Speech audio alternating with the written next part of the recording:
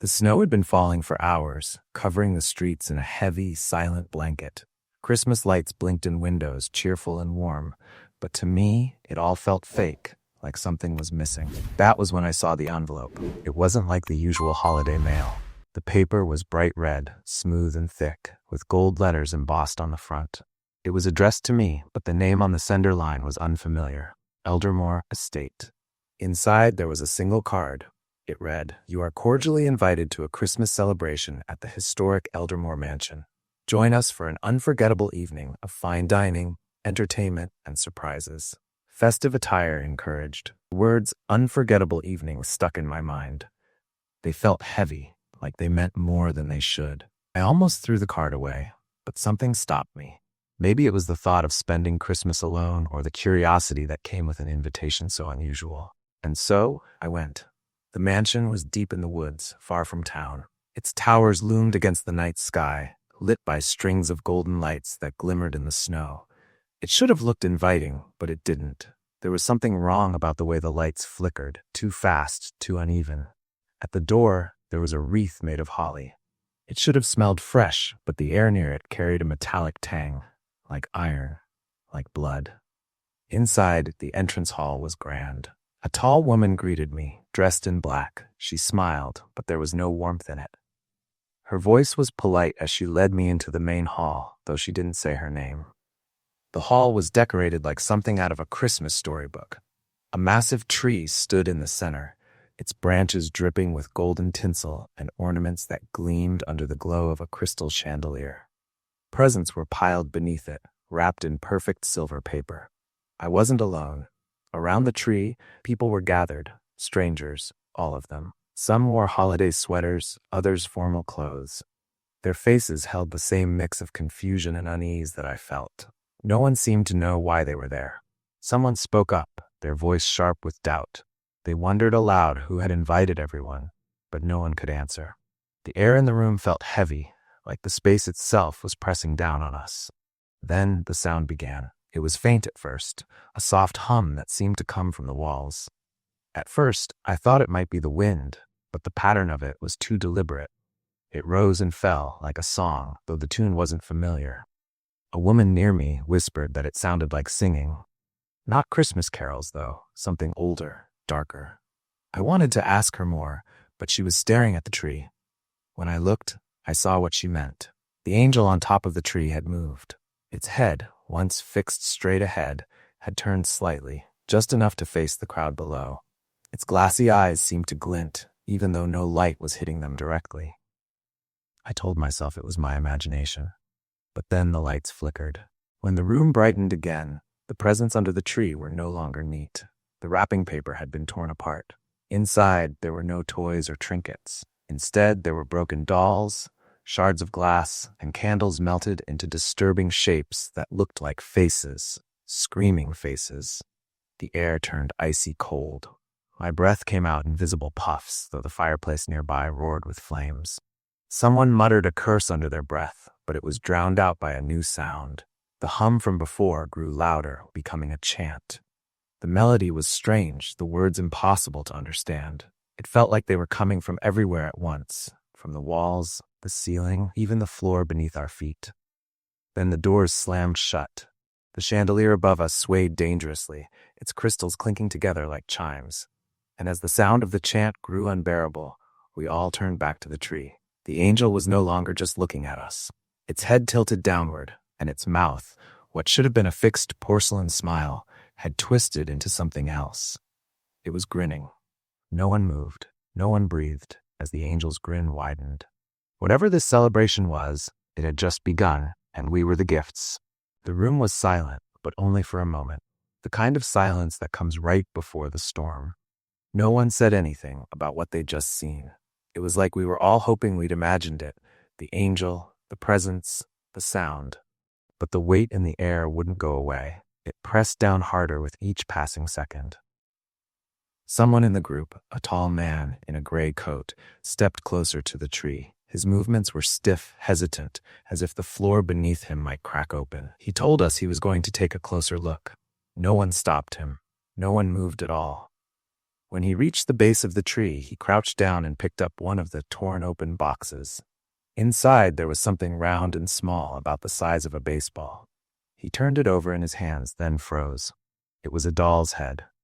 Its painted eyes were gone, leaving behind empty, dark sockets. The man dropped it with a muttered curse, but the sound of it hitting the floor was louder than it should have been. The echo seemed to bounce off every wall. That was when the lights went out. The darkness swallowed us completely, thick and absolute. Someone whispered a curse under their breath, but it sounded far away, like the walls had stretched apart. My heart pounded so loudly that I was sure everyone could hear it. Then, from somewhere deep in the house, came the sound of bells. They weren't the cheerful jingle bells of Christmas songs. These were slow, deep, and deliberate, like a tolling clock at the edge of the world. With every chime, the cold air seemed to grow colder. I could hear someone breathing heavily nearby, but I couldn't tell who it was. When the lights came back on, everything was wrong. The tree still stood at the center of the room, but now it seemed taller, its branches stretching farther out, casting strange, claw-like shadows on the walls. The ornaments were no longer shining. They were dull, covered in frost. The angel on top had tilted its head even farther down, like it was watching us more closely. And then there were the presents. More of them had been opened, though no one had moved since the lights went out. Inside each one, something worse than the last. A rusty knife, a string of pearls with dried blood crusted on them, a child's shoe, small, dirty, and missing its pair. The tall man in the gray coat stumbled back from the tree, shaking his head. He muttered something about leaving, about how none of this was normal, but when he reached the doors, they wouldn't budge. The handles were ice cold, frozen solid, and the wood didn't creak when he pounded on it. It didn't matter how hard he tried. It was as if the house had locked us in on purpose. He turned to the rest of us, his face pale. He told us it wasn't possible. He'd said the door had been wide open just a minute ago. Someone near the back of the room said they had seen this happen before. Their voice was quiet, almost like they didn't want anyone to hear, but I caught the words. They said the house was alive. That was when the music started. It wasn't like the humming from before. This was loud, sudden, and sharp, like an old record scratched beyond recognition. It blasted from the walls, filling the room with a warped version of a Christmas carol. The tune was faintly familiar, but the words had been replaced with something garbled, something that didn't make sense. Then the singing began. It was faint at first, coming from the hallway beyond the doors. High-pitched voices, soft but growing louder with each second. Someone whispered that it sounded like children. Others shook their heads, refusing to believe it. But the voices kept coming closer, and they weren't cheerful. They weren't human. The tall man backed away from the doors. He said we needed to find another way out. And then, just as suddenly as it had started, the music stopped. For a second, there was silence again. Heavy, suffocating silence. Then, the doors to the hall burst open. There was no one there, just darkness stretching out into the hall beyond. But in the air, hanging above the threshold, was a single red ribbon. It twisted and floated like it had a life of its own, curling slowly, deliberately. And from deep in the shadows came a single whisper. It wasn't a voice. It was more like the wind itself was speaking, pulling the words from nowhere. It said, "It's time." The ribbon snapped in half, and something began to move in the darkness. The ribbon floated to the floor like a leaf in slow motion. It shouldn't have been terrifying, but there was something unnatural about it. We all stared at the darkened hallway beyond the doors, waiting for something to emerge. At first, there was nothing. But then the air shifted, colder than before, biting at my skin like tiny needles. Somewhere deep in the darkness, something scraped against the floor. No one wanted to speak. No one dared to move. The tall man in the gray coat finally broke the silence. He told us we needed to get out now, that whatever was in the hall wasn't human. He gestured for us to follow him toward a side door, but his voice wavered as he spoke. The others hesitated. Some of them muttered that leaving the main hall might be worse than staying. But the man insisted. He said he wasn't going to wait for whatever was coming. I wanted to follow him. Every instinct told me to move, but my legs felt like lead. I couldn't stop staring at the darkness, at the way it seemed to pulse and breathe, like it was alive. The man didn't wait for anyone else. He strode to the side door, grabbed the handle, and pulled. It didn't open. He cursed under his breath, then yanked harder. The wood groaned, but it didn't budge. He told us it was stuck, but I could see his expression. He wasn't sure it was stuck. He was afraid it was something else. One of the women near the back of the group pointed to the windows. Her voice was shaky as she suggested we break the glass. It was a good idea, or it should have been. We all turned toward the tall windows lining the room. They were frosted over, their surfaces shimmering with ice. But beyond them wasn't the snowy forest we had seen when we arrived. The view outside had changed. Through the glass, there was no sign of the woods, no sign of anything familiar. Instead, we saw a landscape bathed in red light. It was snowing, at least I think it was snow, but the flakes looked wrong. They fell too slowly, twisting as they drifted, and the ground below was moving. It looked like people. No, not people. Shapes. Figures crawling over one another in the snow, too distorted to be human. Their limbs were too long, their movements jerky and uneven, like marionettes with tangled strings. Someone whispered that it wasn't real. They said it had to be a trick, a reflection. But their voice was drowned out by the sound of the bells again. This time, the bells didn't come from the walls. They came from the tree. The branches trembled, shaking as if a wind was tearing through them, but the air in the room was deathly still. The sound of the bells was low and rhythmic, echoing like a heartbeat. The lights on the tree flickered, dimming to a faint, sickly glow, and the angel moved again. Its arms, which had been outstretched in a welcoming gesture, slowly rose above its head. The motion was wrong, too smooth, too precise, and its porcelain face tilted even farther, as if it were straining to look at every single one of us. Then the lights went out again. The darkness wasn't silent this time. Somewhere in the room there was a sound like paper tearing. It was loud and sharp, followed by something heavy hitting the floor. Then another sound, closer, a wet, dragging noise like something being pulled across the wood. I couldn't see anything, but I could feel the air shifting around me. It was thick, heavy, and filled with the faintest trace of something foul, like rotting fruit. When the lights came back on, the tall man was gone. There was no blood, no signs of a struggle, just his gray coat lying in a heap on the floor near the side door. The tree had changed again. Its branches were darker now, almost black, and its ornaments seemed to have melted, dripping onto the floor like molten metal. The angel hadn't moved, but I swear its grin was wider. Someone near me began to cry softly. Another person shouted that we needed to do something, that we couldn't just stand there. But no one had a plan. No one even knew what we were dealing with.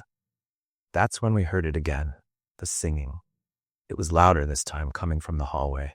The voices were higher, shriller, and they weren't staying in one place. They were moving, getting closer with every passing second. The woman who had suggested breaking the windows suddenly bolted for the main doors. She said we couldn't stay in the room, that we needed to run. She pulled at the doors, screamed when they wouldn't open, then turned and ran toward the darkness of the hall. No one followed her. We watched as she disappeared into the shadows, her footsteps echoing briefly before fading completely. The singing stopped. For a moment, there was nothing but the sound of our breathing. Then there was a scream. It came from the hallway, sharp and piercing, and it was cut off so suddenly that the silence that followed was even worse. We stared at the dark hallway, but nothing came out. Whatever had taken her was still waiting inside. We stood there, frozen, staring at the hallway where the woman had vanished. Her scream still echoed faintly in my ears, though it had stopped moments ago. No one moved. No one spoke. It felt as if the entire house was waiting, watching. Then the bells started again. This time they weren't distant. They were loud and close, as if they were chiming from just behind the walls. The deep, hollow sound sent vibrations through the floor, rattling the chandelier above. Each toll was heavier than the last, and with each one, the air grew colder. That's when we heard the voices. The singing started softly, faint and fragile, as though it were carried on the wind. It came from the same hallway, just beyond the doors, but it wasn't like before. The tone was sweeter now, almost playful. At first, it sounded like a Christmas carol. The melody was one I recognized. Silent Night, I think, but the words weren't right. They were garbled, twisted, almost like they were being sung backward. The voices grew louder. Someone whispered that they sounded like children. Their tone was high-pitched and uneven, as though they were struggling to hit the right notes. But there was no joy in it, no warmth. It was hollow, empty, wrong. The air shifted again. The woman closest to the tree stepped back suddenly, her face pale. She muttered that she saw something move, something inside the hallway. I didn't want to look, but my eyes were drawn there anyway. The shadows beyond the doors seemed to ripple, like something was pushing through them. Shapes emerged, small, indistinct figures just on the edge of the darkness. Their movements were unnatural, jerky, like puppets being pulled on strings, and their singing grew louder. The figures stepped closer, and the light from the room barely touched them. They looked like children at first, dressed in old-fashioned holiday clothes, coats, scarves, mittens, but their faces, they had no faces. Where there should have been eyes, mouths, noses, there was only smooth, pale skin, blank and featureless like dolls that hadn't been finished. The singing stopped abruptly. One of them tilted its head as though it were listening. It stepped closer to the edge of the room, just beyond the light, and raised a hand. It was holding something, an old rusted bell, its surface chipped and blackened. The bell chimed once, and the rest of them moved. They poured into the room slowly, their heads all tilting in unison as they approached. The sound of their feet against the wood was soft, but the weight of their presence was suffocating. I felt my chest tighten as one of them turned toward me. I couldn't see its face. It didn't have one, but I could feel it watching. Someone screamed from the back of the room. The woman by the windows, one of the strangers, was backing away, shaking her head as tears streamed down her face. She said she couldn't do this, that we had to fight them, that we couldn't just stand there. Before anyone could stop her, she grabbed one of the heavy chairs from the dining table and threw it toward the nearest figure. The chair splintered as it hit the ground. The figures didn't move. For a moment, everything was still. Then, without warning, one of the figures lunged. The faceless child didn't run. It glided, moving faster than anything I'd ever seen. Its hand reached out, grabbing the woman by the arm, and the air filled with the sound of bells. The ringing was deafening, drowning out her screams as the figure dragged her toward the tree. I wanted to look away, but I couldn't. The tree's branches seemed to stretch out toward her, curling around her body like vines. The ornaments glowed faintly, pulsing like beating hearts, and the angel tilted its head even further, as though it were watching with glee. Her scream stopped abruptly. When the branches uncurled, she was gone. The figures turned back toward the rest of us. One of the men shouted that we needed to get to the doors, that we couldn't stay in the room. The others began to move, scrambling toward the side door and pounding on it, but it was useless. The faceless figures didn't follow. They stood perfectly still, watching or sensing us from the center of the room. Their blank faces were tilted toward the chandelier, as though they were listening to something only they could hear. Then, in perfect unison, they turned toward the tree. The singing started again. The melody grew louder, and the faceless children began to sway, their movements slow and rhythmic. Then the angel lifted its arms, and the lights went out. When the lights came back on, the room was silent. The faceless children were gone. There was no sign of them, no footprints on the floor, no trace of where they had gone. But the tree was different now. Its branches stretched higher, twisting and curling like skeletal arms. The ornaments had darkened further, their surfaces cracked and oozing something thick and black. The angel at the top wasn't looking at the room anymore. Its head was tilted toward the side door. The door we couldn't open. The man in the gray-green sweater, Greg, I think his name was, muttered that it wasn't safe to stay near the tree. He gestured for the rest of us to follow him toward the far wall, where there was another doorway we hadn't tried yet. We moved cautiously, avoiding the center of the room where the tree loomed. No one wanted to get too close to it. The faint sound of bells still hung in the air, even though we couldn't see where they were coming from. That was when we saw it, a sprig of mistletoe hanging above the doorway. At first glance it seemed normal, just another festive decoration. But as we got closer, something about it felt wrong. The leaves were too dark, their edges sharp and jagged. The berries weren't white, They were a deep, wet red, like drops of fresh blood. One of the women in the group, a younger one with a bright red scarf, stopped beneath it. She whispered that it didn't look right, that it didn't belong there. Her voice was shaky, but she reached up to touch one of the berries, as if to prove it was just her imagination. Greg shouted for her to stop, but it was too late. The moment her fingers brushed the berry, the sound of bells filled the air again, louder this time, deafening. She stumbled backward, clutching her hand as though she'd been burned. Her lips moved, forming words, but no sound came out. And then we saw it. The mistletoe was moving. Its leaves twisted and stretched, growing longer, their tips curling like claws. The berries pulsed, glistening with fresh crimson, and tiny tendrils began to extend downward, reaching for the woman. Greg grabbed her arm and pulled her away just as the mistletoe's tendrils brushed her hair. The others moved back, murmuring in fear as the plant writhed and twisted above the doorway. That was when someone said it. A man near the back of the group, the one who hadn't spoken much until now, said we weren't supposed to touch anything in the house. The rest of us turned to look at him. His face was pale, his eyes darting nervously around the room. He muttered that the house had rules, that we'd already broken too many of them. Someone asked him what he was talking about, but he didn't answer. Instead, he reached into his coat pocket and pulled out something small and shiny. A key. The sight of it stopped us all cold. It was ornate, made of silver, with a handle shaped like a twisted vine. It didn't look like something he should have had, and yet there it was, gleaming in his hand. Greg demanded to know where he'd gotten it. The man hesitated, then muttered that he'd found it earlier in the entryway. But he was lying. I could see it in his face, in the way his hand trembled as he held the key. He wasn't telling us everything. Another woman in the group, a sharp-eyed older one, stepped closer to him. Her voice was steady as she asked why he hadn't told us about the key before. He stammered something about wanting to wait for the right moment, about being unsure if it would work. But she cut him off, accusing him of knowing more about the house than he was letting on. That was when he broke. He admitted that he'd been to the house before. It had been years ago, on another Christmas Eve. He hadn't come as a guest, though. He'd been sent there, he said, as part of a deal. He didn't explain what the deal was, only that it had gone wrong. The house had taken something from him, and now it wanted more. The others demanded to know why he'd brought us there, why he'd let us walk into this trap. He muttered something about the key being the only way out, but his words were drowned out by the sound of bells again. The tree's branches creaked loudly, like the groaning of old wood under pressure.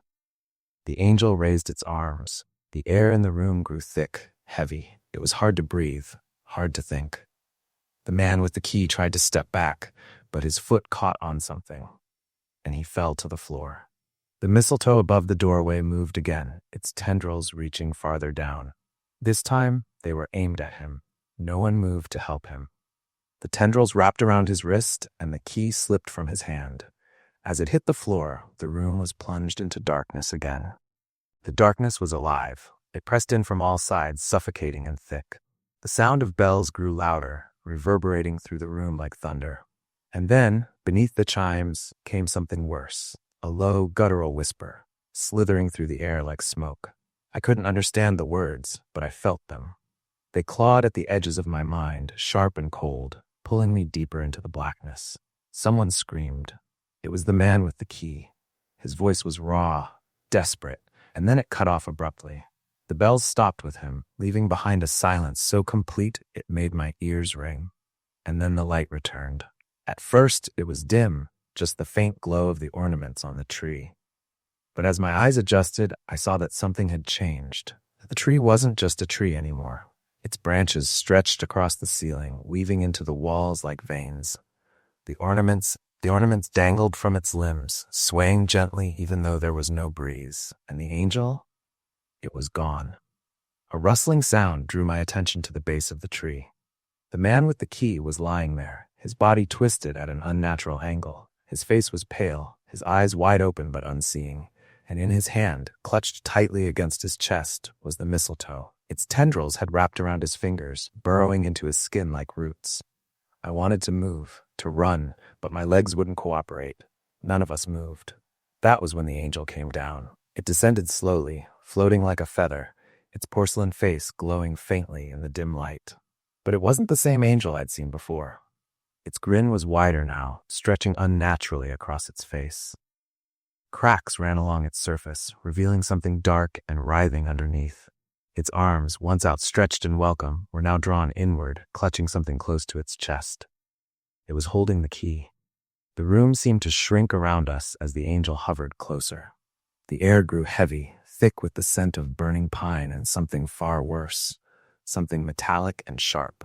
It tilted its head, the motion slow and deliberate, and though its eyes were still lifeless pits, I felt them watching me. Someone behind me whispered that we had to stop it. I didn't know how. The older woman from earlier, the one with the sharp eyes, moved first. She grabbed one of the broken chair legs from the floor and stepped toward the tree. Her voice was steady, her movements deliberate, as though she had decided she wasn't going to die here. She raised the makeshift weapon above her head and brought it down on one of the tree's roots. The reaction was immediate. The bells rang out again, deafening and chaotic. The tree shuddered violently, its branches thrashing against the walls. The ornaments burst like bubbles, spilling thick, black liquid onto the floor. The air filled with the sound of whispers, too many voices to count, all overlapping in a rising crescendo, and then the angel screamed. Its voice was high and piercing, filled with rage and something deeper, something ancient. It dropped the key, and it hit the floor with a metallic clang that echoed through the room. The woman shouted for someone to grab it, but no one moved. The angel turned toward her, its cracked face splitting further as the shadows inside it writhed and shifted. Its arms stretched out unnaturally long as it reached for her. She didn't stop. With one final swing, she drove the chair leg deep into the base of the tree.